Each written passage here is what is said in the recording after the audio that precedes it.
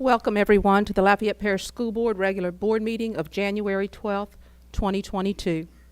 We will open tonight's meeting with the Pledge of Allegiance, followed with a moment of silent meditation. Please stand.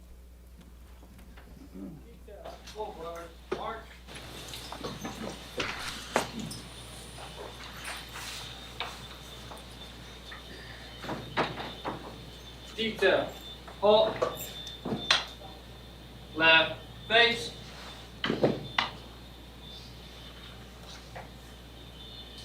Present arms.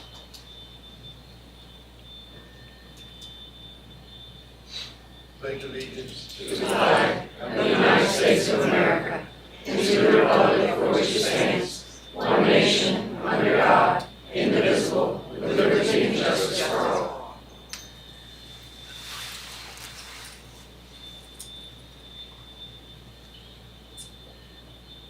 Order arms. Right face. Forward march.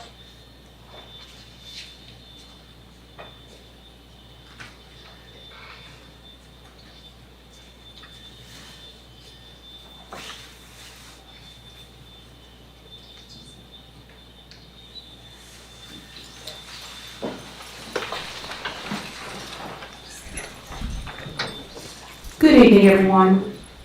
I'm pleased to announce our 2021-22 District Teacher of the Year honorees for elementary, middle, and high schools.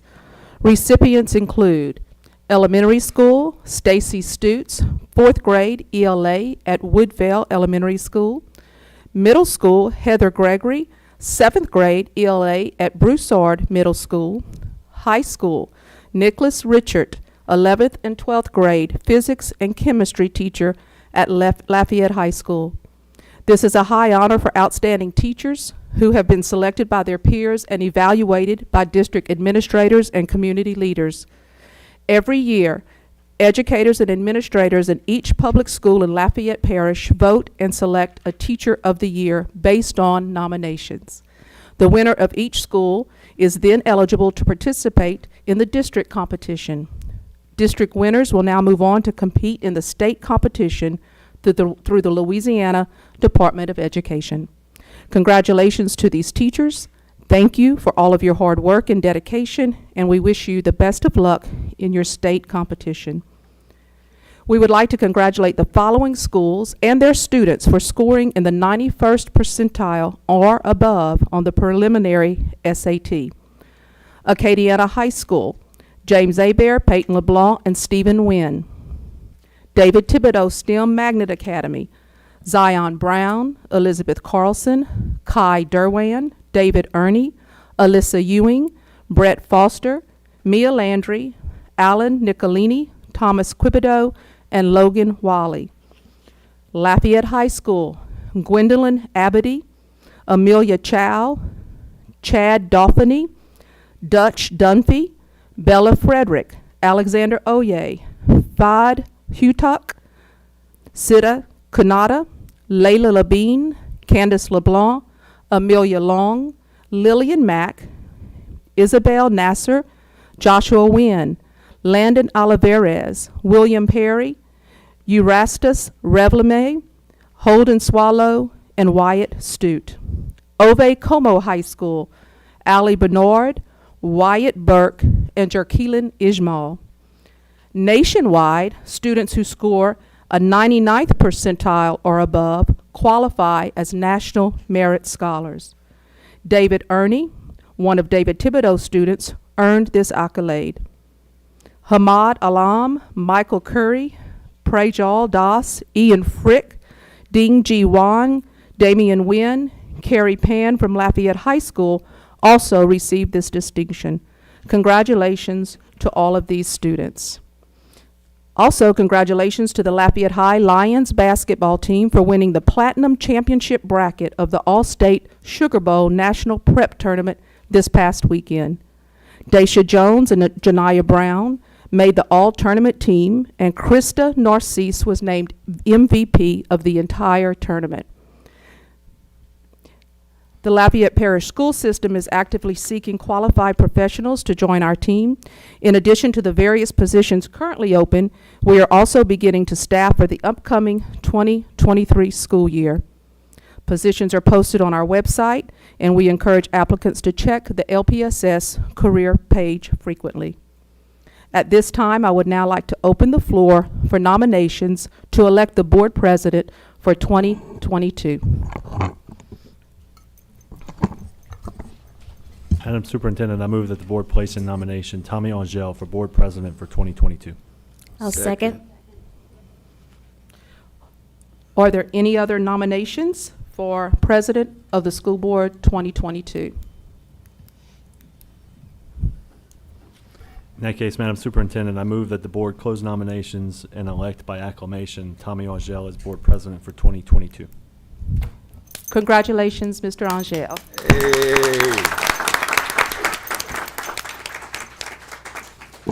I think we might have should have voted, but thank you.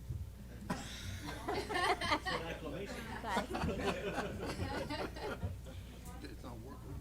Thank you, Mary.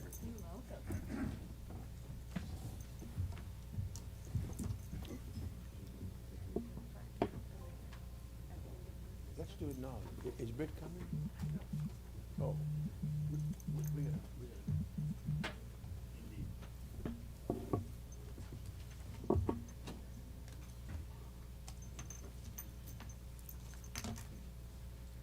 What's coming?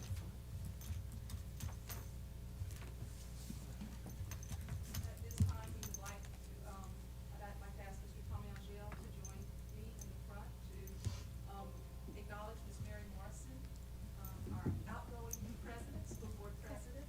Congratulations and thank you for all your dedication and leadership in the last year.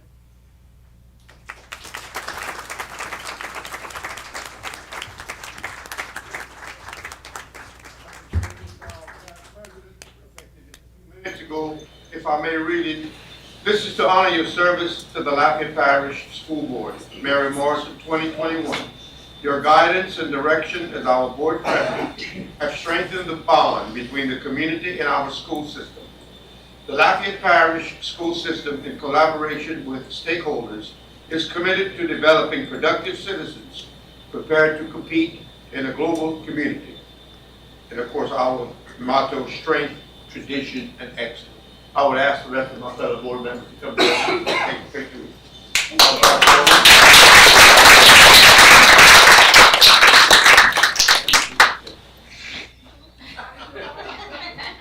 I didn't mean to leave you out.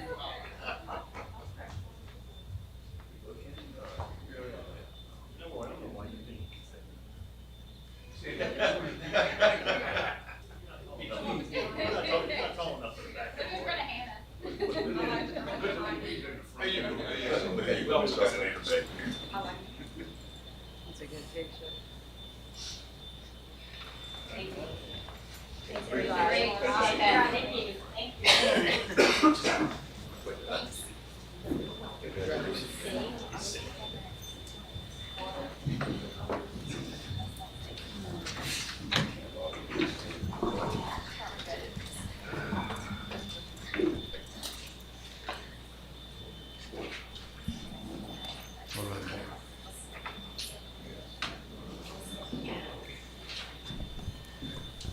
Well, I'd like to recognize Mary, our past president, Ms. Martin. Yes, I just wanted to thank my fellow board members for the opportunity to serve as your president this past year. I really enjoyed serving. Thank you for your support. I want to thank our superintendent, Matrox Claire, and the executive staff for their support. Enjoyed working with them and also the constituents. Thank you very much.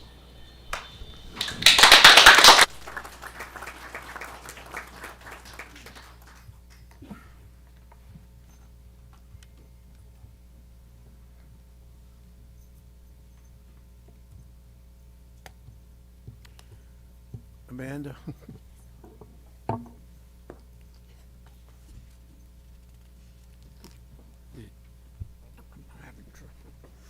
open the floor for nominations for board vice president while we get this going, if you would like. I think it's T. Angel 64. It is, but if you want to go ahead and open the floor. While Amanda's helping me sign in, I'd like to say a few words before we begin our formal part of the meeting. First thing I would like to do is thank my fellow board members for electing me as president this year, a role I have undertaken in 2015 and 16. Thank you very much, and I appreciate that. I'd like to wish everyone a happy 2022, and I'd like to welcome everyone back from the holiday break. As we begin a new calendar year, I'm filled with gratitude for our hardworking staff, our educators, district and school administrators, support personnel, and everyone whose dedication has brought us to this point. Managing an ongoing challenge like the pandemic has been very difficult as well as stressful at times. But I'm proud to say that our efforts have paid off for our students. According to the recently released data from the Louisiana Department of Education, our district experienced the 5th highest growth in student performance among districts statewide for the 2020-2021 school year. We were one of only 17 parishes out of 64 to report increases. Our simulated district performance score increased 2.7 points, moving from 78.9 to 81.6. I would also like to take this opportunity to thank my predecessor, Ms. Mary Morrison, for her steady leadership over the last year. She has served our district well during a particularly challenging time, and I know that my fellow board members join me in thanking her for her hard work and her dedication. Through her leadership, we have done a tremendous accomplishment, and I wish to thank the entire school community for working together the last few years in the best interests of our students. I know it hasn't been easy, and we continue to face many challenges, but I'm confident that as a school district we are well prepared to meet any challenge that may arise. In closing, our next regular board meeting will be held on Wednesday, February the 9th, and this year's meeting calendar will be on the LPSS website by Friday afternoon. Here's to a great second half of the school year and a prosperous 2022. Thank you.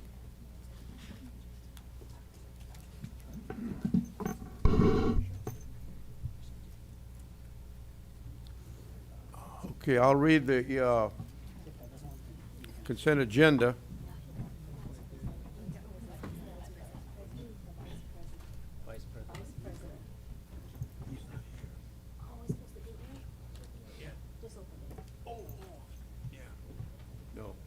Yeah, we need to open the nominations for vice president. Mr. Centeni? Mr. President, I move that the board place in nomination Britt Lachelet for board vice president for 2022. Second. A motion second by Dr. Aguilar that we nominate Britt Lachelet for vice president. Any other nominations from the floor? If not, go In ahead. that case, Mr. President, I move that the board close nominations and elect by acclamation Britt Lachelet as board vice president for 2022. All right. So ordered. Thank you very much. Now we'll get to the agenda. Item 2.1, discussion and/or action concerning pending litigation in the matter of Roy Saunier versus Lafayette Parish School Board. 2.2, discussion or action concerning prospective litigation. 2.3, discussion and/or action concerning pending litigation in the matter of Verna Jolivet versus Lafayette Parish School Board and Employees Risk Management Services. And 2.4, discussion and/or action concerning prospective litigation. Mr. President, I move that the board enter into executive session to discuss strategy concerning pending litigation in the matters of Verna Jolivet versus the Lafayette Parish School Board and Employers Risk Management Services, docket number 19-04062, District 4, Office of Workers' Compensation, State of Louisiana, and Roy Saunier versus the Lafayette Parish School Board et al., docket number 2019-5192-B, 15th Judicial District Court, Parish of Lafayette, State of Louisiana, and to discuss strategy in 2 prospective litigation matters in light of formal demand which has been made by Sherelle Mackin and Donna Lonclo relative to their workers' compensation claims. Second. Second. Okay, second by Ms. Lou. All those in favor signify by saying aye. Aye. I'm sorry. Public comment on any of these motions? Hearing none. All those opposed? So ordered. We'll go into executive session.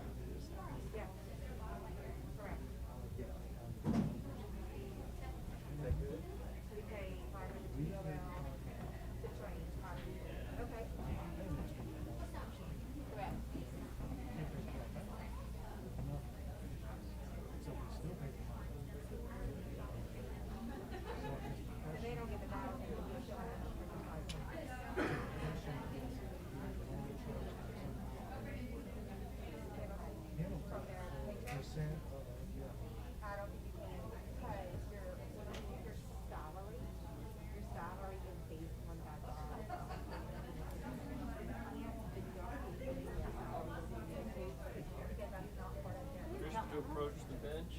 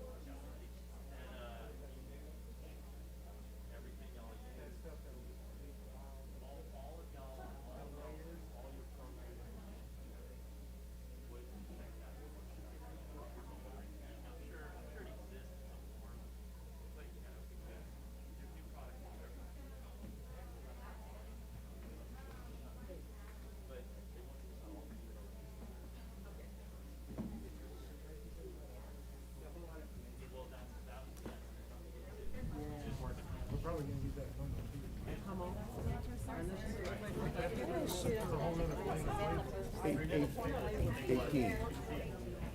I gotta look at that, right?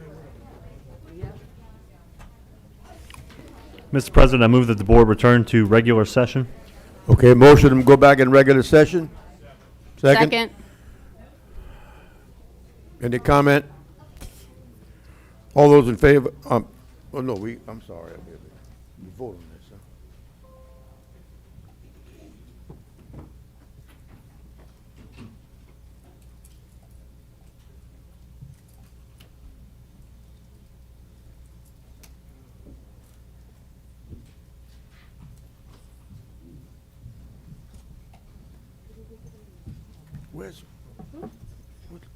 Where do I go that we can vote, or we have to wait for her to come up to vote?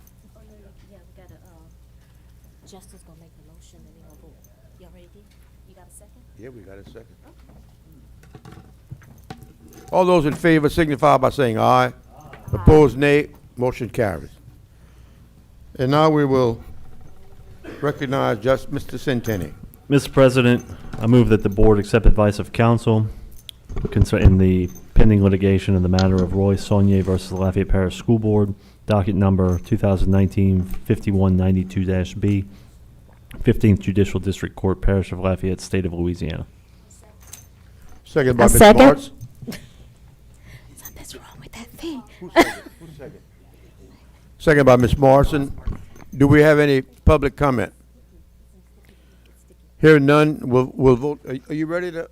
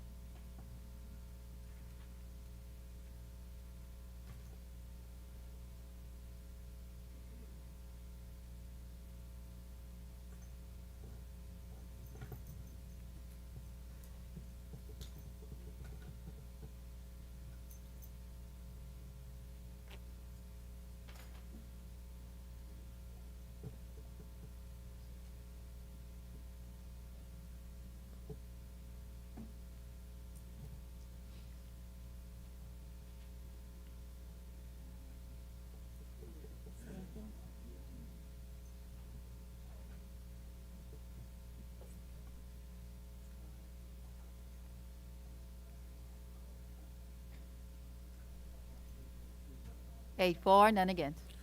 Motion carries. Item 2.2, board discussion concerning the prospective litigation. Mr. President, I move that the board accept the advice of the third-party administrator in the formal demand which has been made by Sherelle Mackin relative to her workers' compensation claim. A second. Second by Dr. Aguilar. Any public comment? If not, Madam Secretary, we call for the vote.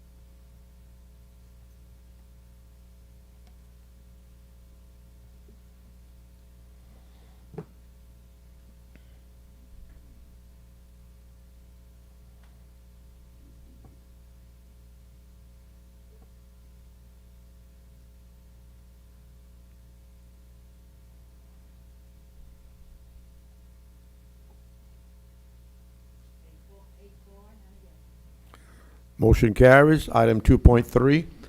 Mr. President, I move that the board accept the advice of the third-party administrator in the matter of Werner Jolivet versus the Lafayette Parish School Board and Employers Risk Management Services, docket number 19-04062, District 4, Office of Workers' Compensation, State of Louisiana. Second. Second, Ms. Morrison.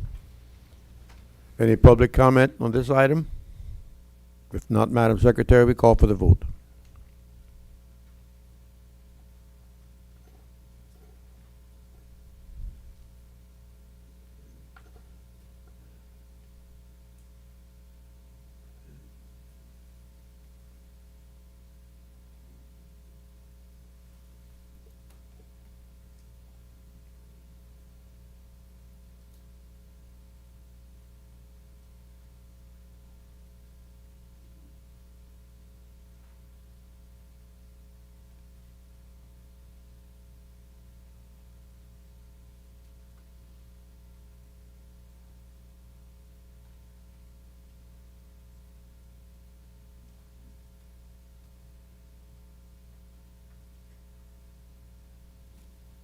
Eight, for, none against. Motion carries. Item 2.4. Mr. President, I move that the board accept the advice of the third-party administrator in the matter of the formal demand which has been made by Donna Longclough relative to her workers' compensation claim. Second. Motion second by Dr. Aguilar. Any public comment? If not, Madam Secretary, we'll call for the vote.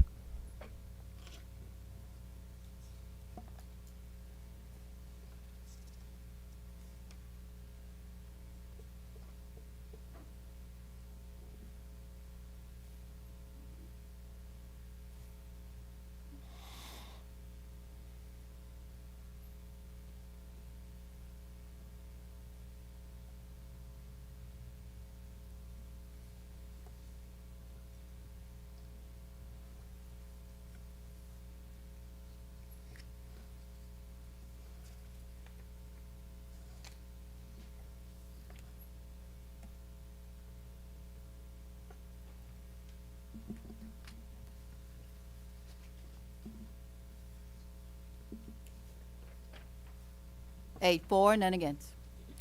Okay, motion carries. We'll go into information items. Items 3.1, Employee Retiree Insurance Advisory Committee vacancy announcement. Ms. Morrison. Yes, the Employee Retirement Insurance Advisory Committee would like to announce they have a vacancy, and this vacancy belongs to the Maintenance Department. So if anyone that is part of the Maintenance Department can volunteer for this seat and see Ms. Nancy Mouse. Thank you. Thank you, Ms. Morrison. Item 3.2, discussion concerning having the board engage the Attorney General's office in a workshop regarding Louisiana Opens Meetings Law. Madam Superintendent? Yes, sir, Mr. Angel. This is just information that the Attorney General is available and willing to come and do a refresher workshop on Opens Meeting Law. Any board member that's interested or would like us to get further details, I ask that you just let Ms. Blanco know in the next few days. Thank you. Thank you, Ms. Juster. And that would, if we do attend such a function, it will give us credit for our, I'm certain that it would. We did submit that request, and we're waiting to hear back to LSBA. Yes, sir. thank you, thank you. Item 3.4, monthly facilities update. Mr. Bordelon?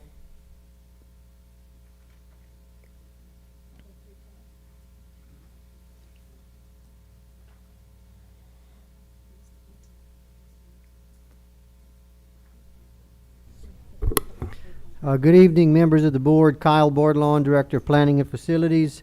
I've included in your packet the monthly construction update. If you have any questions, I'll be glad to answer those at this time. Oh, I skipped 3.3, okay.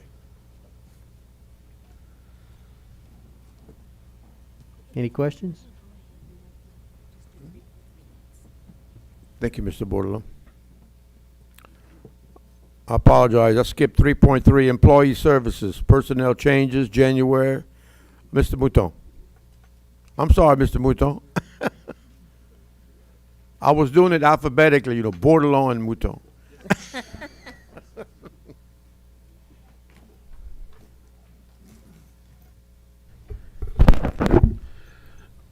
Good evening to Ms. Trosclair and to the board, of course, to the outgoing president, Ms. Morrison. Thank you for your service, and to Ms. Angel, congratulations, and I look forward to working under your leadership as well. We have 4 assistant principals that we will be introducing this evening, 1 from elementary, 2 from middle, and 1 from high school. So we're going to go ahead and get started. First up is Miss Ava Venable, and she is the new assistant principal at J.W. Falk Elementary School.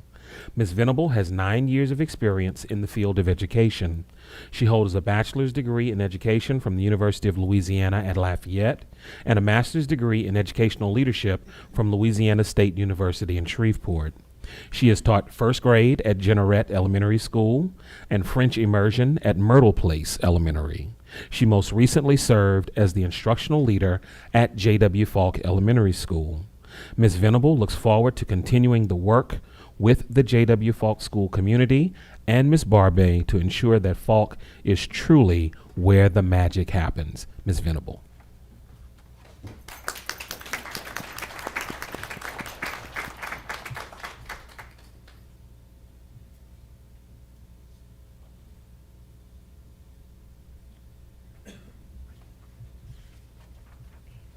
Good evening. My name's Ava Venable, and I'm one of the assistant principals at J.W. Falk Elementary.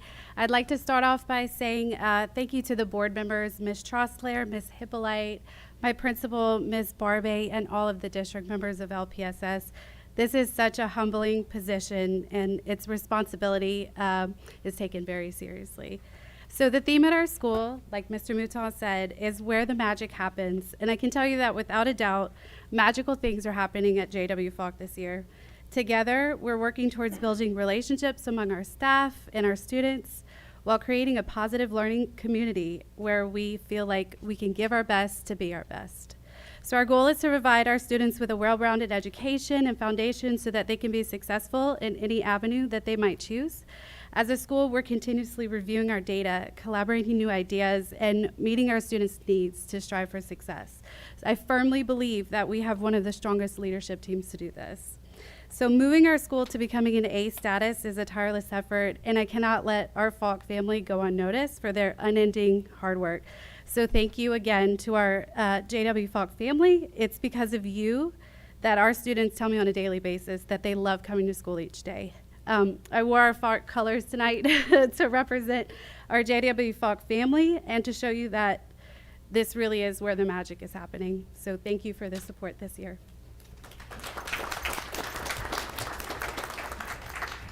The chair will recognize Mr. Centini. 1 second, Mr. Mouton. I want to embarrass Ms. Venable for a second and just let everybody know that she taught my 2 youngest children at Myrtle Place.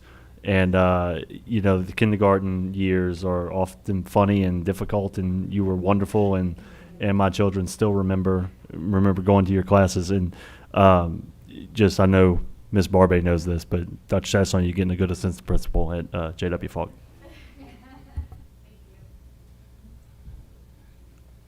Okay. Next up is Mr. Brian Gary, assistant principal at Lafayette Middle School. Mr. Gary has 24 years of experience in the field of education. He holds a bachelor's degree in secondary education from the University of Louisiana at Lafayette and a master's in educational leadership from the American College of Education. He has taught U.S. history and served as a social studies department chair. He has worked with students as an assistant football coach, head softball coach, head boys and girls powerlifting coach, strength and conditioning coordinator, and he has also worked at Crowley High School, Waukegan High School in Apopka, Florida, Rain High School, and most recently Southside High School. Mr. Gary looks forward to giving back to the students and community of Lafayette Middle and promoting all of the great things that are happening at Lafayette Middle School. Mr. Brian Gary, Assistant Principal at Lafayette Middle.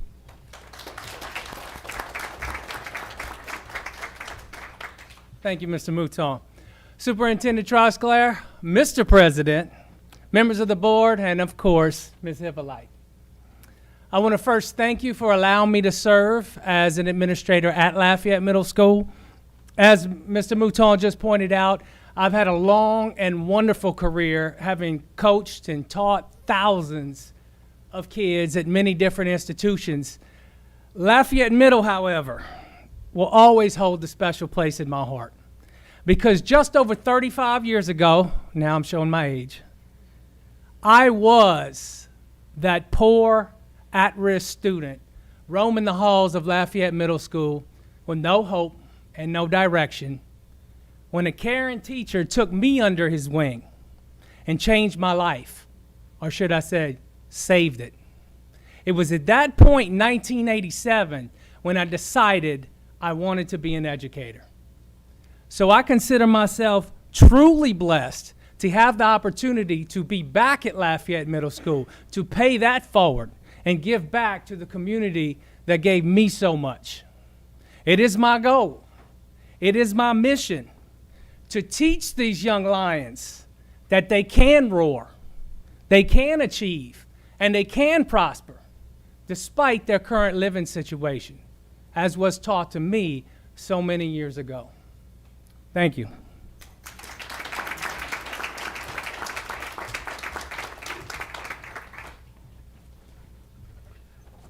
Next up, Miss Elizabeth Falk, the new assistant principal at Karen Crow Middle School.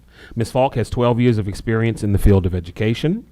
She holds a bachelor's in biological services from Northwestern State University, a master in educational leadership from the University of Louisiana at Lafayette, and she is enrolled in the doctoral program at the University of Louisiana at Monroe. She has taught Biology 1 and 2 at Erath High School, Biology 1, 2, and Physical Science at Iota High School, and Biology 1 at North Vermilion High School. She has served as a Science Department Chair and has been honored as the 2019 North Vermilion High School Teacher of the Year. Ms. Falk aspires to promote a school culture and environment conducive to learning and is excited about these possibilities at Karen Crow Middle School. Ms. Elizabeth Falk, Assistant Principal at Karen Crow Middle.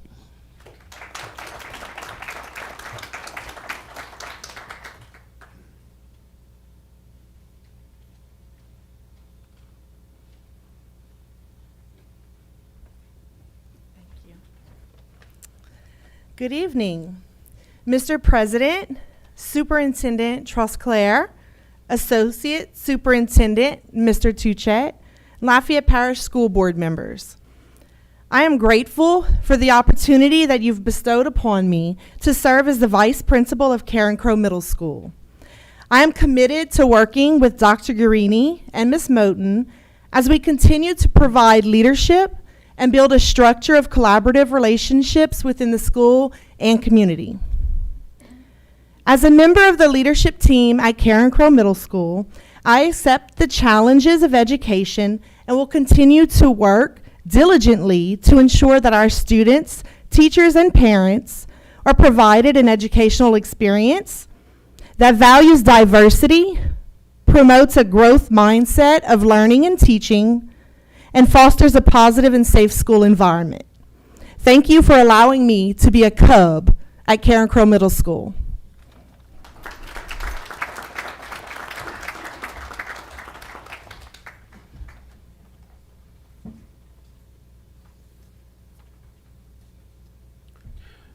And last but definitely not least, Miss Allison Cantor, the new assistant principal at Northside High School.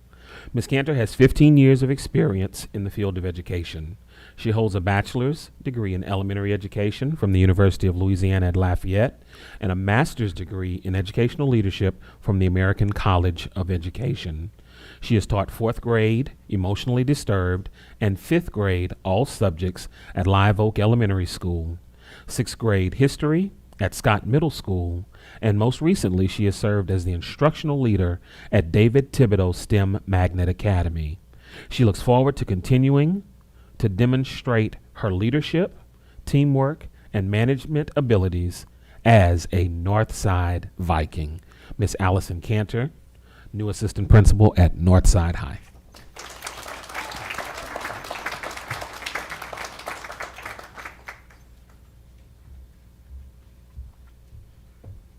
Good evening. My sincere thank you, Superintendent Trosclair and board members, for this opportunity to serve at Northside High School. As mentioned, I was recently at David Thibodeau, and I loved my experience there. But there was one school that I was going to leave David Thibodeau for, and that was for Northside High School. So I thank you for that opportunity.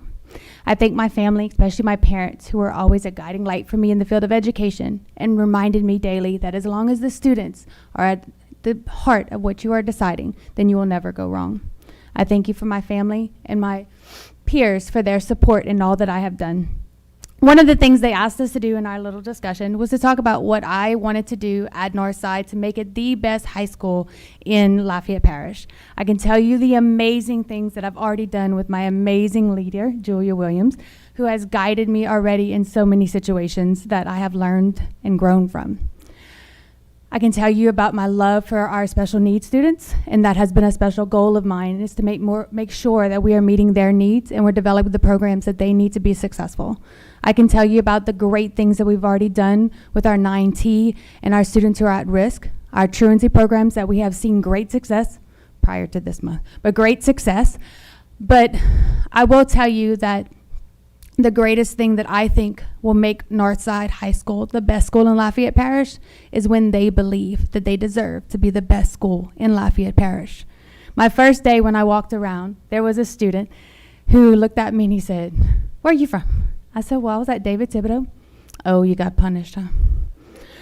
I said, "No, actually, this was the only school I wanted to come to." "For real?"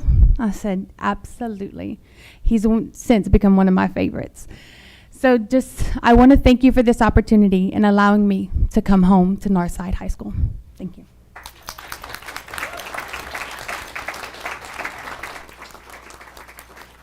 Thank you, Mr. Mouton. And if I just may make a quick comment. As a former assistant principal in Lafayette Parish school system, I'd like to wish you all the very best.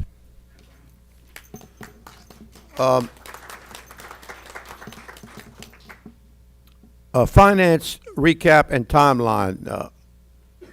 No, I'm sorry. List of bids approved to be advertised. Mr. Francis?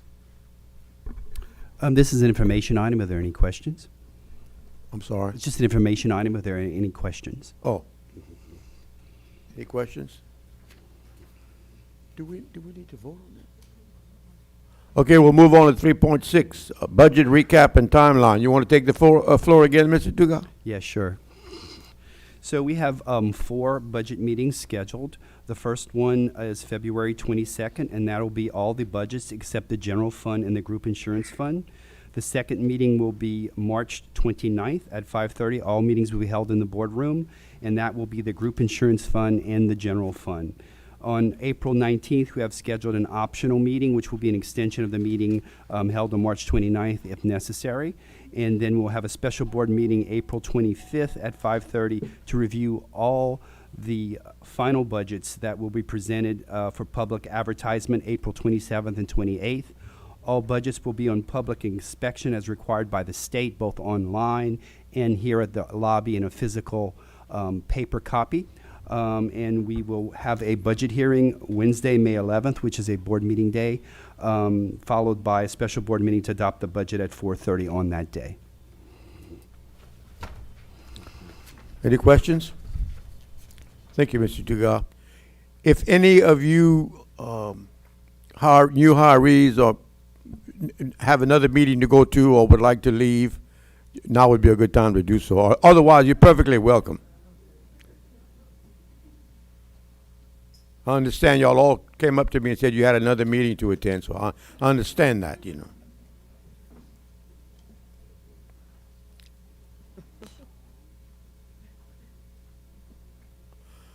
Item 4.1, academics, discussion and/or action concerning award of, this will be the consent agenda. If you want any item pulled, please let us know. 4.1, discussion or action concerning award of Youngsville Middle School locker quotes.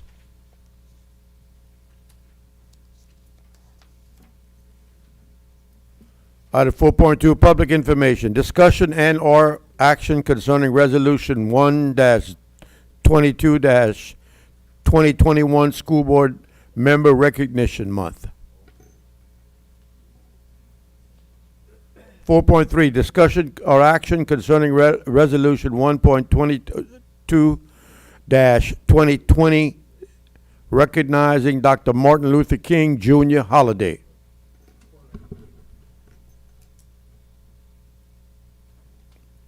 Okay, item 4.4, new construction, discussion and/or action concerning site selection for the new Lafayette High School.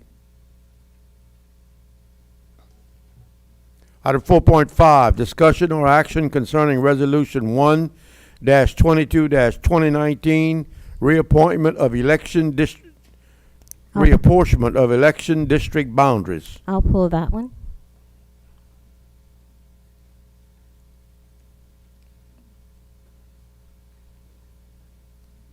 Item 4.6, discussion or action concerning proposal for professional services from Geographic Planning and Demographic Services, LLC.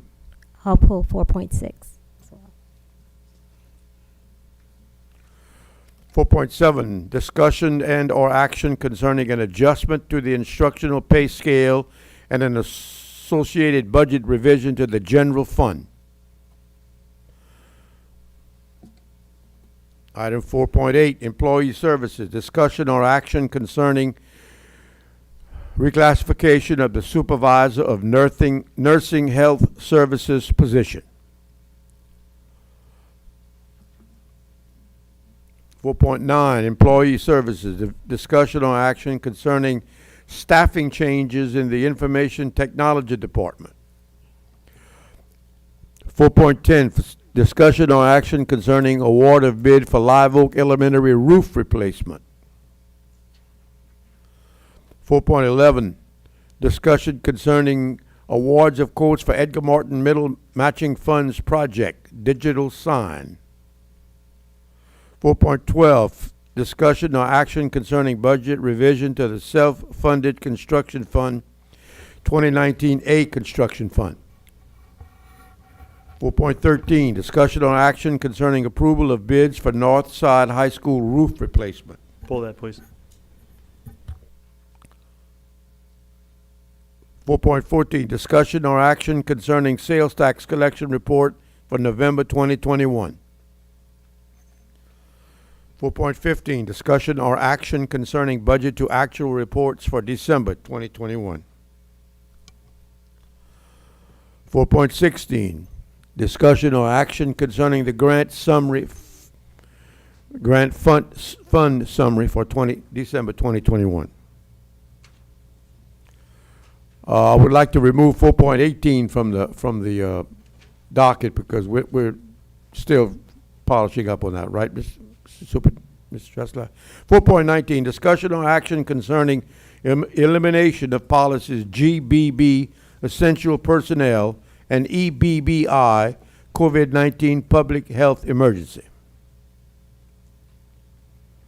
4.20, risk management, discussion or action concerning revisions to policy JBCE, public school choice. Pull 4.20. 4.21, discussion or action concerning minutes of the December the 1st, 2021 meeting. Mr. President, I move that the board approve all items not pulled. Second. Motion and approve that we approve all items not pulled. Any public comment on items not pulled? I'm sorry, on pulled items, Mr. President, not pulled, yeah. Here, 4.17 was not, you're welcome to come up to the mic, ma'am.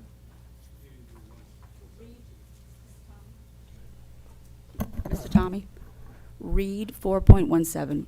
You skipped 4.17, just read it. It's discussion or action concerning the 2021-2022 second quarter budget revision for applicable funds. Yes, ma'am, it's a comment period. Yes, ma'am. Can we get some information, can the public get some more information on the EBBD policies regarding the COVID? Is that regarding COVID relief?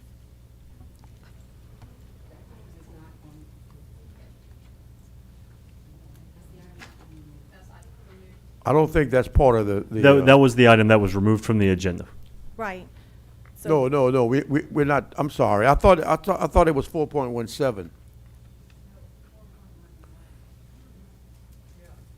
If your comment is concerning item 4.18, risk management? Yes, That item is not on the agenda anymore. it's been removed. It's not being pulled to vote on later. It will not be voted on tonight. Okay, very good. And the public will know when it is? Oh, yes, ma'am. When we'll vote on it, comment will be accepted. Thank you, and congratulations. Thank you. I'm still kind of rusty, but I'm getting there. You're doing just fine. Any other, Let's say me and Miss Morrison are over here coaching him. I'm glad she's sitting close to me. Any other discussion on items? Yes. Mr. President, I didn't want to pull this and have a separate vote. I just wanted to say a couple of words about, we had an item on the agenda last month soliciting feedback from the public on the location for the rebuilt Lafayette High School. And it's attached to the agenda item 4.4. 89% of the respondents said they would prefer to build at 3000 West Congress Street, which of course was my preference. It's good to know I'm a part of the crowd here.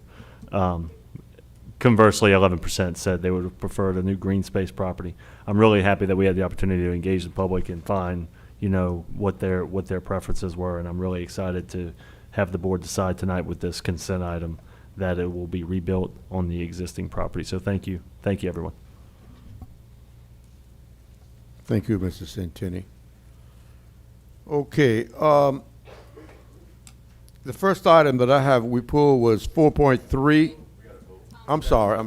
The public comment? Mr. President. Yeah, public comment on the items that we did pull. Did not pull. Did not pull. Did not pull. Did not pull. Did not. Did not pull. Somebody had their hand up? Oh, sure. The question is for item 4.1, the lockers at Youngsville Middle School. Who could answer a quick question for me about that? Mr. Jeffers.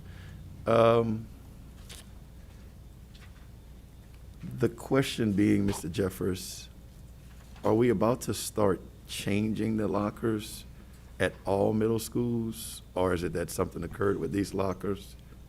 And I'm asking that question in reference to Paul Bro Middle School, because my son carries around a book sack that's so heavy, and I just, those are the same lockers that were there when I was there. So I was just curious what that process would be, what fund that's coming from. Is that something that you're absorbing? Could we make that request for all middle schools? At Youngsville Middle, it is PE lockers, not lockers. hallway Okay. lockers, yes, sir. I got you. And we have replaced the PE lockers at Paul Bro last year. Yeah, I thought that was, when it says middle school locker, that's the first thing I thought. Yes, sir, it's for PE. Okay, I'll ask my other questions another time. Thank you. You're welcome. All right, 4.3 was the first item, right, Mr. Broussard? That's correct. Yeah, I'm sorry. both to approve. We'll vote on all of the items. I'm still confused. We'll vote on the items. Not pull. Not pulled. Thank you. I'll get there. Madam Secretary?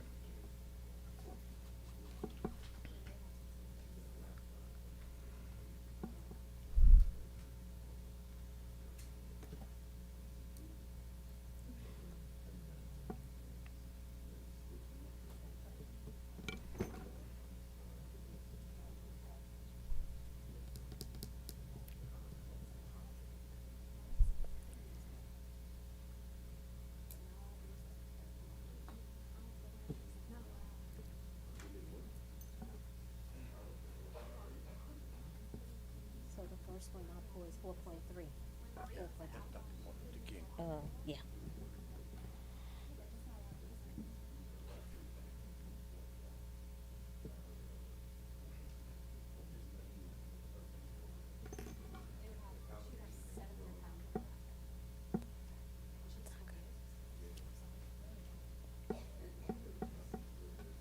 They can't have the wheel book sacks that you roll. Can't have that.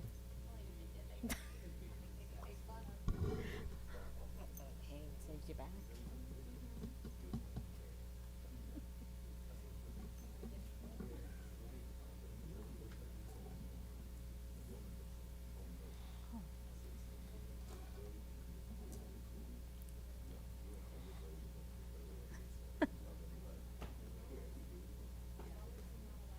No.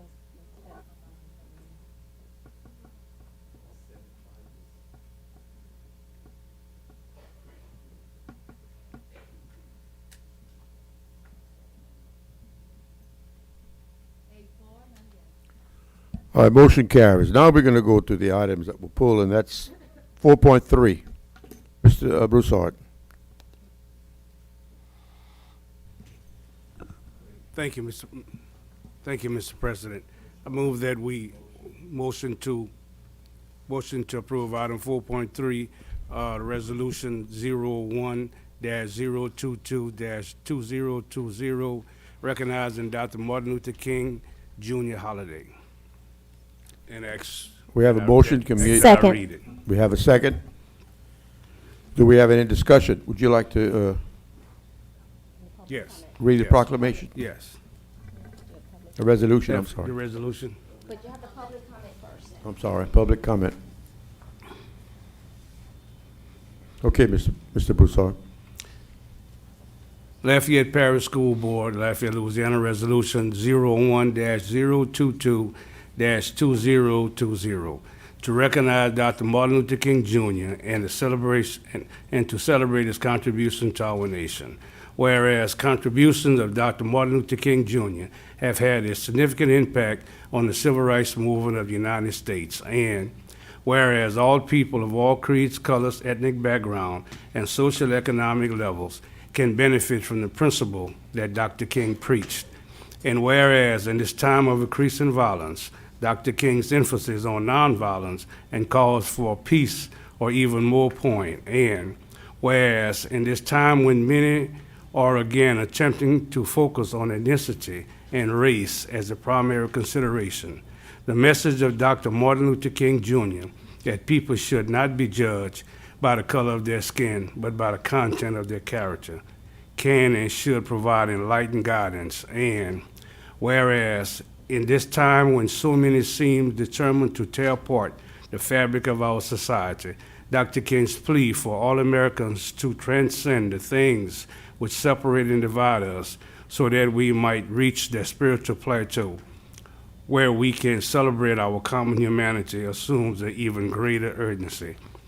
And whereas in this time when so many choose to criticize and belittle the country, Dr. King's reference to America and the magnificent words of the Constitution of the Declaration of Independence as positive ideas devoutly to be embraced and good ideas enthusiastically to be pursued can and should provide refreshing insight into the wonder and glory of our nation. Now there be resolved that the Lafayette Parish School Board does hereby support January 17, 2022, the national holiday honoring Dr. Martin Luther King Jr. and directs our administrators and teachers to remember this famous American through appropriate classroom and school activities which focus on his dream of unity and brotherhood of all Americans. This is certified by the undersigned Secretary Treasurer of the Lafayette Parish School Board, do hereby certify that above and foregoing is a true copy of the resolution adopted at its regular board meeting on January 12, 2022, at which time a quorum was present and the same time in full force and effect. Thank you. Thank you, Mr. Broussard. A truly great man. Do we have any other comment from the board concerning it? If not, Madam Secretary, we'll call for the vote.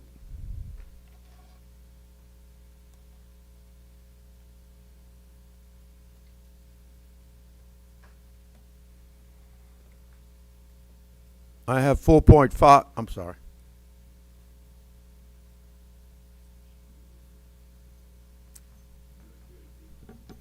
I'm getting that. 8 for, none against.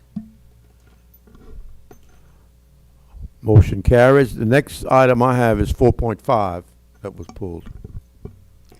Yes, Mr. President, I would like to make a motion that the board approves resolution number 01-022-2019 reapportionment of election district boundaries for districts in order to rebalance the district population to within plus divided minus 5% of the ideal district population of 26,861.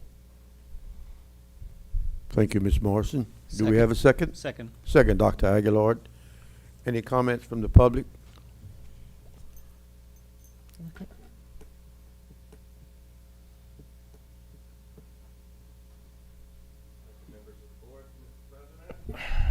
Second. Superintendent, good seeing all of you. Yes, what you have before you is the first step that you need to take with regards to looking at the population of your election districts after the release of the census. When I visited with you probably last summer, we still had not gotten the census yet. It was late coming due to COVID delays. We finally got it in August. The numbers that I was able to calculate show that we're a little out of balance. As you can see in front of you, we range anywhere from a plus 56%, or District 9 being 15,000 over the average that we're striving for of 26,000, down to a, on the low side, excuse me, low side of minus 23%, or 6,129 below that, and that would be in District 3. Districts 3 and 4, the two that lost the most. Then that was followed by Districts 1 and 6. 5 stayed just right at the average, and then 7 and 8 are just slightly above that 0% deviation. And 9, of course, was really loaded. That's not a surprise to anyone. Y'all been struggling with trying to find classroom space for kids in that area for quite some time. The redistricting is just a matter of adjusting your district boundaries for in order to balance it. You either take people in and take people out. It's where you move the lines. That's what the whole process of redistricting is. I like to do this in public workshops. I usually come with a starting plan. We start going through it district by district. We take in suggestions, model it, move the lines, see what the numbers do.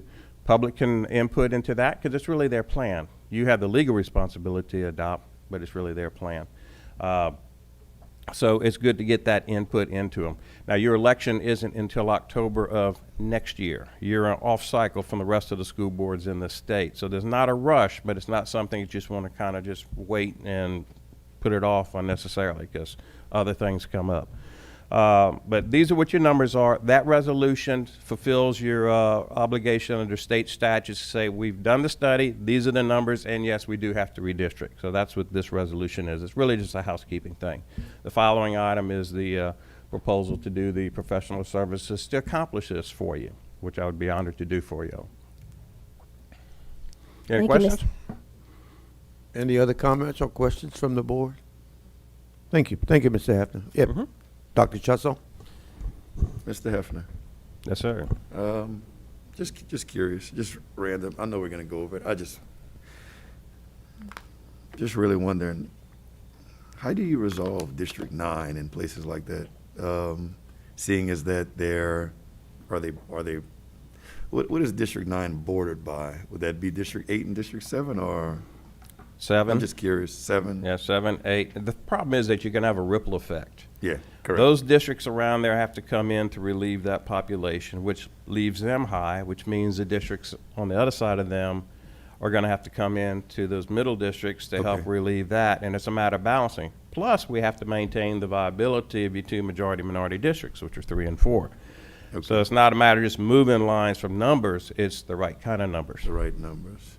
So is there a chance that you're going to have to like create like a peninsula, an isthmus, a little Suez Canal, or a panhandle? You're going to have to reach down and grab something and pull it back up. Kind of the way, like there used to be, when Tommy first ran, a neighborhood that was all of 3 blocks from me was considered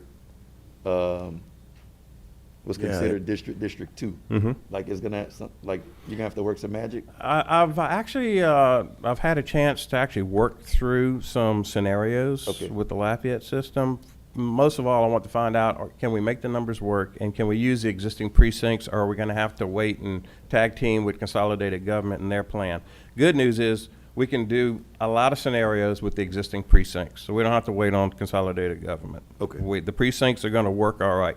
I've gotten a couple of scenarios that are fairly compact on making those adjustments by using the precincts.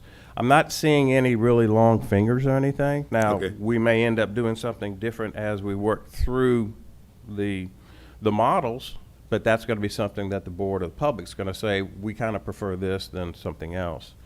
But right now, it's actually coming together a little bit better than I thought. Now, I don't have all your residential addresses plugged into the system. Mine was just an illustrative purpose to see, can I use these precincts, and can I balance it with this kind of variation? And the answer is yes, but there is a ripple effect. Gotcha. Even like the ones that are a +1 and a +4%, District 7 and 8, they obviously are going to be affected. They're right around there. District 5 is going to be affected because it's on that next layer. Even though it's at a 0 deviation, you would say, well, I don't have to change at all. It's going to have to change. It's just too much adjustments have to be made, bringing everybody, basically those lines, rolling them down toward District 9 to help relieve that population. Okay. But it can be done. Yes, I've actually got a couple of them that models that worked out fairly well. Okay. Ms. LeBou Sure. has a question.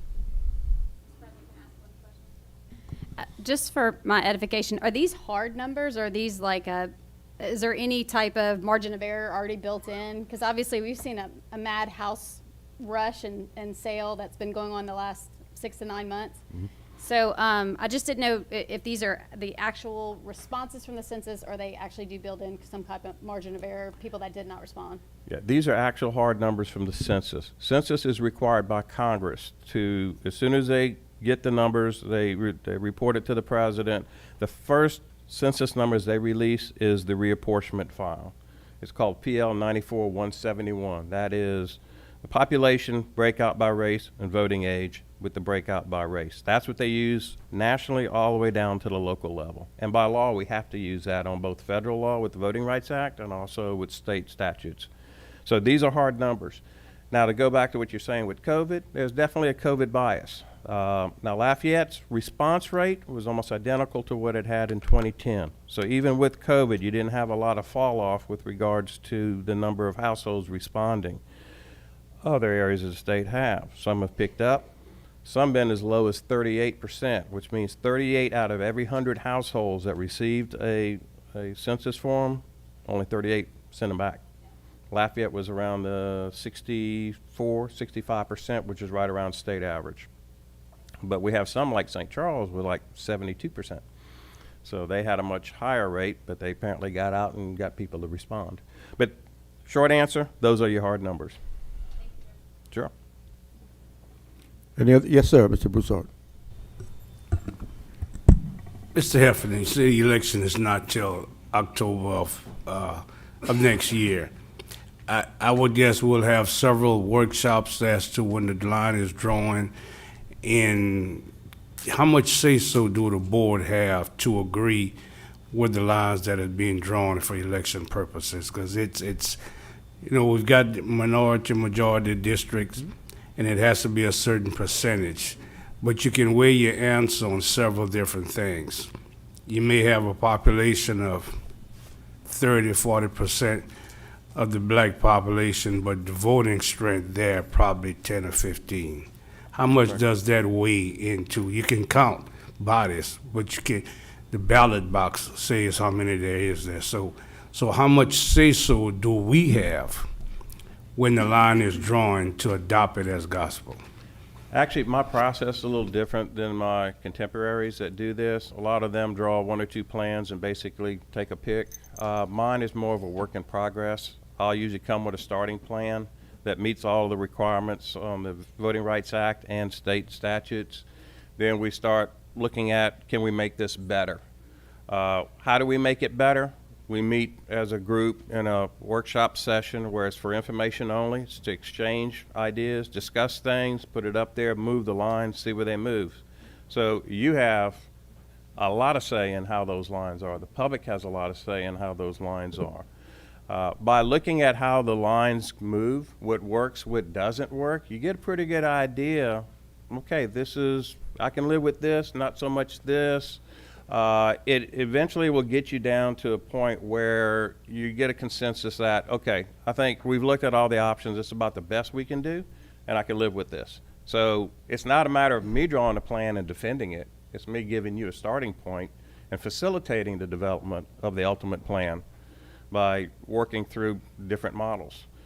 Some areas we don't have a lot of choice. Some jurisdictions, it's just so precise that we don't have a lot of room to move. It throws the numbers way off. Here we have some options. So I'm looking forward to having some real healthy discussion as to where you would like to see the lines. I am really familiar with the parish, probably more so than any demographer in the state doing this work. But again, you all represent your areas. You know your areas very well. Your communities live in those areas. They may feel like we really, as a group, our community of interest would like to be more aligned with District 4 than District 3 or District 4 than District 1. Those are the kind of discussions that we'll have. We'll move the lines, see if the numbers work. If the numbers work, then it's, do you want to keep it or not? You want to keep it? Great, we'll move it, then we move on to another thing. If you say, I'm not too sure about it, well, we'll take it out and we'll revisit it later. So it's really a work in progress. So you got a lot of say in it. Public has say in it too. Ultimately, though, it's a majority vote of the board as to which plan they adopt. That's what it comes down to. Yes, ma'am. Ms. LeBeau. I apologize. Mr. Hefner, the proposed voting rights bill that obviously is not passed but is being discussed in Congress, is it going to have any effect, or does it have any effect on any of these, the process you typically use, the numbers you typically use? Is it going to change any of that? Yes and no. In 2013, the Supreme Court struck down the formula in Section 4 of the Voting Rights Act that identified which jurisdictions had to have any changes in their election scheme to be pre-cleared by the Justice Department under the guidelines of Section 5 of the Voting Rights Act. A lot of people thought, oh my gosh, then there goes all the protections. You no longer have Section 5. Louisiana is one of the Section 5 jurisdictions. Any change had to be pre-cleared. That is not necessarily the case. We still have to follow Section 2 of the Voting Rights Act. All Section 5 did was make sure whatever plan you adopted followed Section 2 of the Voting Rights Act. And I still use, because I've been doing this is my 4th census cycle now. I've done probably over 400 plans that have gone through and been pre-cleared. I typically will use their analysis. I'm used to it. It's a good, solid analysis. So as we work through these plans, like we were just discussing with Mr. Broussard's question, one of my things will be to let you know whether this change would be in compliance with the Voting Rights Act or not. Now, having said that, we don't have to do pre-clearance right now, but any of those 2 bills being discussed in Congress would likely reinstate the Section 5 pre-clearance requirement because they would be updating the formula under Section 4. So that would mean that while I think your plans are going to end up looking the same, because I don't take any liberties with the fact that we don't have to. It's going to be bulletproof as we can.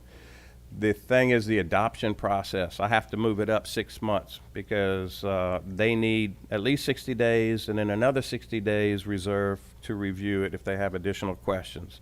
And then I need a little bit more room on that because I still have to prepare it. It's a very thick document that I do for them. I give them a lot of detail. So that's the main thing on it. It's not really going to change your plan because we're going to follow it regardless. It's just going to be our adoption process will move up. It'll move from June of next year to January of next year. That's basically what the effect's going to be.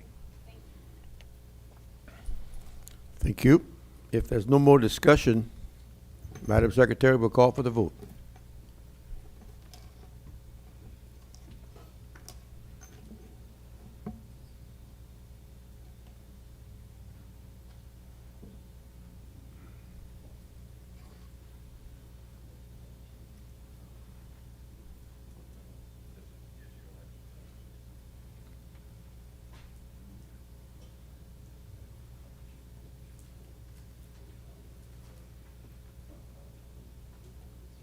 8 for, none against. Okay, motion carries. I have 4.13 as the next item. 4.6. I'm sorry. 4.6. Mr. President. I'd Oh, like to- okay, it's just a motion, okay. Yes, ma'am, Mary. I'd like to make a motion that the board authorizes the board president and/or superintendent to enter into a contract with Geographic Planning and Demographic Services, LLC, for the purpose of providing Census 2020 reapportionment professional services for the Lafayette Parish School Board in accordance with applicable state and federal laws. Need a second? We have a motion. Do we have a second? Second. Dr. Aguilar, second the motion. Any public comment on this motion? Any other board member comment? If not, Madam Secretary, we call for the vote.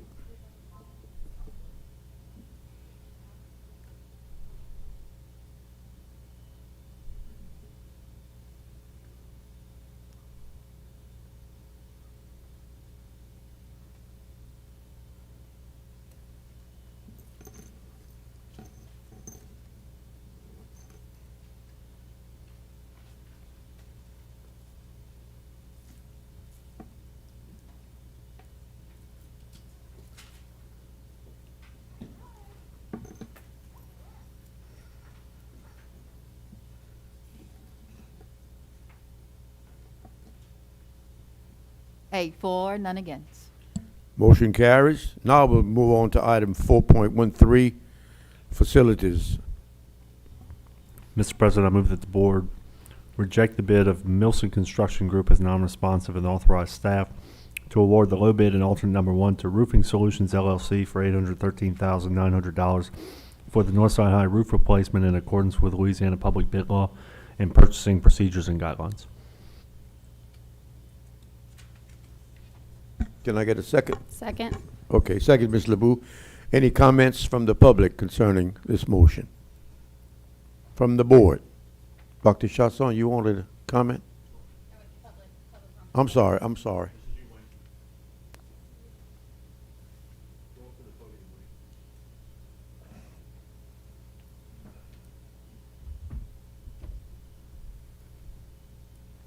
Good evening, Wayne Colvin. What caught my eye on this item here is when it was stated total roof replacement for Northside High School. I attended a meeting several months ago when there was general discussion, and I think even some items moved and funds changed to transfer and beginning discussions to replacement for Northside High School. And that was several months ago, and then since then, the board more recently, I believe, purchased a large tract of land that also could use for a new high school over in that area. So we've got a couple of areas that the move was to maybe replace this high school. Now, if we're going to replace this high school, the question hit me kind of like, why are we having this total roof replacement for $813,000, and maybe by the time we're adding consulting fees, architect fees, monitoring fees, we're looking at $1 million. And if this building will only be in use for 2, 3, 4 years, whatever the timeline might be, then is that a good investment? The idea is that you want to put your investment in buildings and things that will last for a considerable period of time and not have a short use. And particularly a school building that may be torn down once a new one is built. And I think there was discussion back then, as I recall, of building it on site, or maybe, as I just mentioned, somewhere else. So that's a real concern, and that would be a big budget item. So I'd like to hear some discussion on kind of like where that fits in y'all plans, and is that still on the drawing board, kind of in your future plans? And I know it's not maybe in the immediate one, but maybe y'all could have an idea of a timeline and refresh everybody on it. You know, I'm reminded of the millionaire that finds this nice piece of property with $1 million house on it, but he really likes the lot, so he spends $4 or $5 million on the property, tears down the $1 million house that many people would love to have, and builds a mansion on there because that's what he wants. Well, that's his money, and you can't argue with that. The problem is the money that we're spending here is taxpayer money, and it's not an unlimited supply, and I don't think we have that much on hand to be throwing around if that building will have a short life. So what I'm asking you to look at and say, hey, what's the timeline for that plan? Is it really going to happen in a few years? And maybe is there some other replacement or repairs to this roof that will be substantially less rather than the $814,000 that's listed here, that you can live with for 3 or 4 years or whatever that timeline might be, and do that. So perhaps I'm suggesting is that you delay this motion until you bring those plans together and then have some fruitful discussion of that. Thank you. Thank you, sir. Are there any other public comments concerning this motion? Any board comments concerning this motion? Yes, sir, Mr. Centeni. I'll make a couple of comments related to what Mr. Colvin said. We've started putting money away from Northside High School, and we added it to be 4th on the list behind the 3 current projects. It's a long process to get there, though. The way we have annually put aside more and more money until we had enough bonding capacity to start these large capital projects that we're undertaking. It takes time. I think the first budget year that we put money away for Lafayette High School was 2017. So that was 5 years ago now, and we're just now getting started on it. So the alternative would be, I'm sympathetic and personally persuaded by your argument that we need to make sure that we're spending the money and not putting a roof on something that's not going to be there 3 years down the line. I feel very confident that the school will still be operating in its current state within the next 3 years. But I will ask Mr. Bordelon the question about, what are the alternatives here? Because I'm confident that the superintendent and her staff have done this cost-benefit analysis before bringing this to us. So, Mr. Bordelon, would you come up and...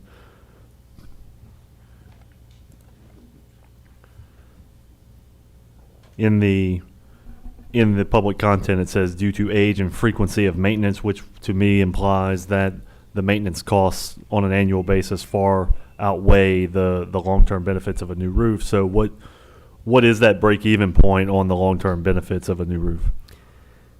Well, I can tell you that the roof on those two or three buildings that are in this project are over 25 years old. They were replaced before I got here. I don't know exactly how long before I got here, but I know it was before. And we are starting to experience some problems. And you can only patch a roof so much, and then you can't really patch it anymore. So it becomes more cost effective to just go ahead and replace the roof. So yes, it's a lot of money, but as you stated, right now we don't have any funds to replace the facility. So I think in our best interest to preserve the integrity of the interior of the building, we should go ahead and replace the roof to keep water out. All right, thank you, Mr. Bordelon. And Mr. Colvin, I'll use an example from Lafayette High. We replaced the Lafayette High roof 3 years ago, 2 years ago, fall of 19, 2 years ago, just over 2 years ago. And it was a similarly priced project. But, and I asked the very question at the time, we're pretty close to having the money to rebuild this school, and this doesn't look like a building that's going to be saved or any way be suitable for renovation. Is this the best thing to do? And the answer was, well, we can't patch it anymore because it's so old, and water's getting in the classrooms when it rains. And so, in a lot of ways, it's a sins of our fathers kind of thing, where we have roofs that are in such poor shape that the elements penetrate the classroom, but we just weren't quick enough to be able to get the funding together to build the school. So I'm sympathetic to your point. I really am. But I think it sounds like the combination of a lack of a hard timeline plus a repeatedly patched roof that's at the very end of its lifetime might be the best way to go with this project right here.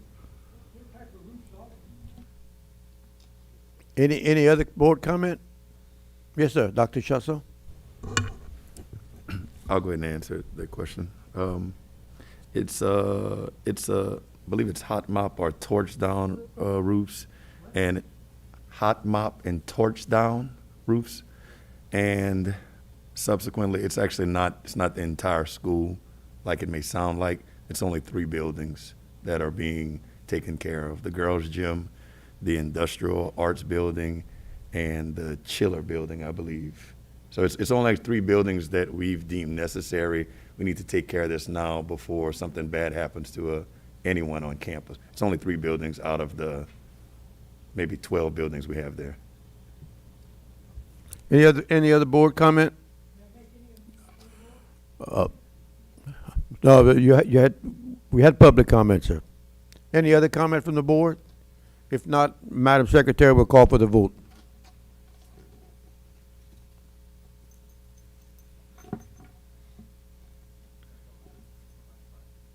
No, I think I have 20. 18, Mary? 20. We removed 18. No, we pulled 18.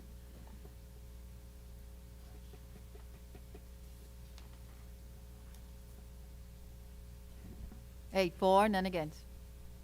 Okay, motion carried. And the last item on our agenda that was pulled was 420, risk management, discussion or action concerning revisions to policy JBCE, public school choice. Mr. President, Yes, I like to move not to approve agenda item 4.20, revision of public school choice with the attached agenda. Your motion is to kill this item agenda, for lack of a better term? Okay, we have a motion on the floor. Do I have a second? Here we go. Mr. Angel, it looked like before, I would second it just so I can hear what he wants to talk about, but it looks like they have something to say, the staff.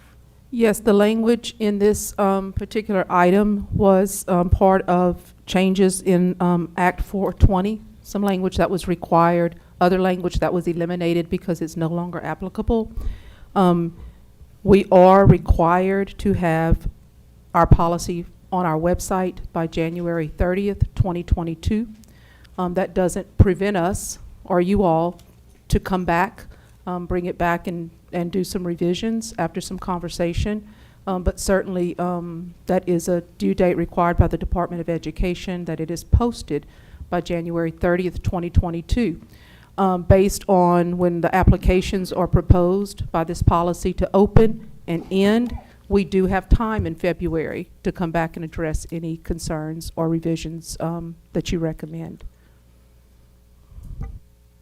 I would suggest that we adopt it and revise it, Mr. Broussard. We could revise it next month. Just a suggestion. Dr. Shusso? Mr. Broussard wholeheartedly disagrees with it, so somebody else may have to make a motion. Mr. President, I'll move to approve this policy. Okay, we have a motion to approve.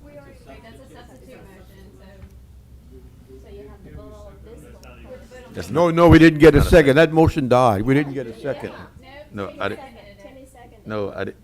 No, I didn't second it. I said I would second his, but they have something to say. So there's no second as of right now. Okay. So we have a motion now from Mr. Centeni. I'll read it appropriately. Mr. President, I move that the board approves the revisions to policy JBCE, public school choice, as attached in the public content section of this agenda item. I'll second. And a second from Ms. Morrison. Now, any public comment on that motion?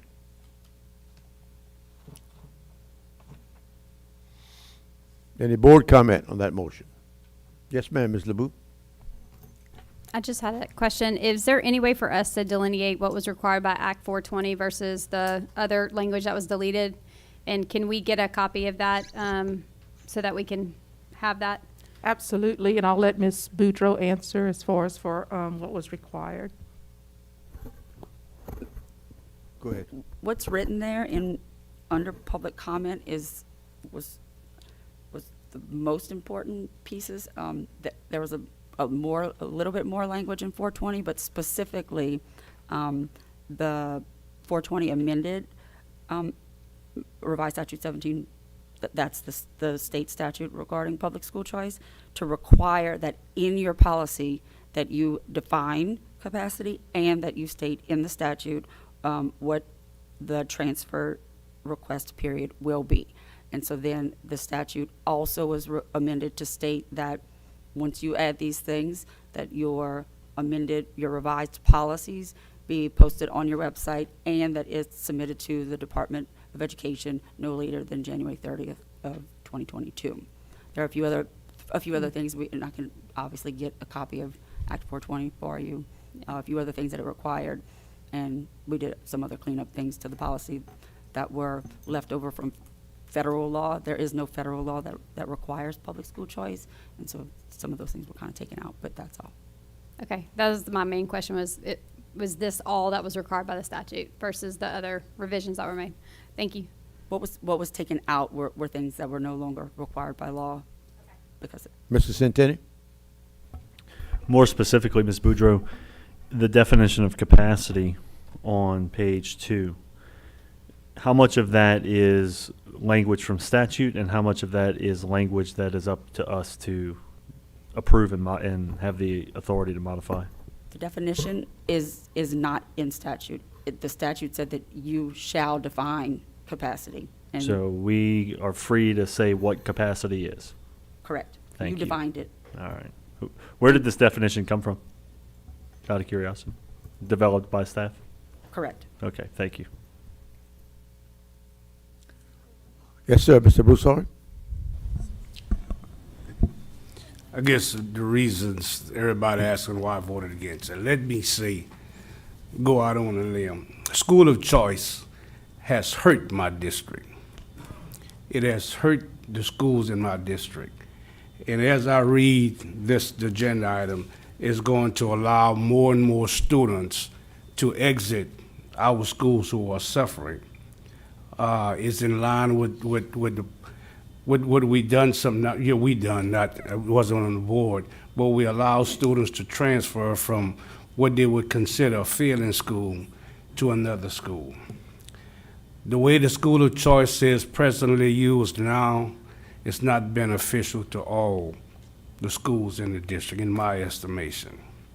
It did not do what I think it did not do what it's supposed to have done for every school in Lafayette Parish. So I don't know the answer, but in the present guidelines of school of choice now, it's not beneficial to every student. It's going to leave our schools in a worse situation than we are in now, the ones who are suffering. What is capacity? We decided what is capacity. We had a system, we got a system in place to where if the school, it's a waiting list, that student should move up. We're changing that, the way I interpret it, and I can't support it. If there's no other discussion, Madam Secretary, we'll call for the vote.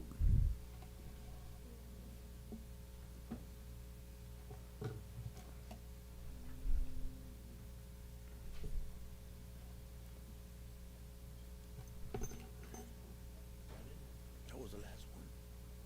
Oh, yeah. 7:15. I want to take one more picture as after we close the meeting, ask everybody to stay for a couple minutes, and Allison's gonna take our picture at our desk. After the meeting? Yeah, after Yeah. the meeting, right after. Just let everybody tell them to stay for a couple minutes. 7-4, 1 against. I'd like to ask my fellow board members to stay just for another couple of minutes. After we adjourn the meeting, we'll take another couple of pictures. This meeting is adjourned.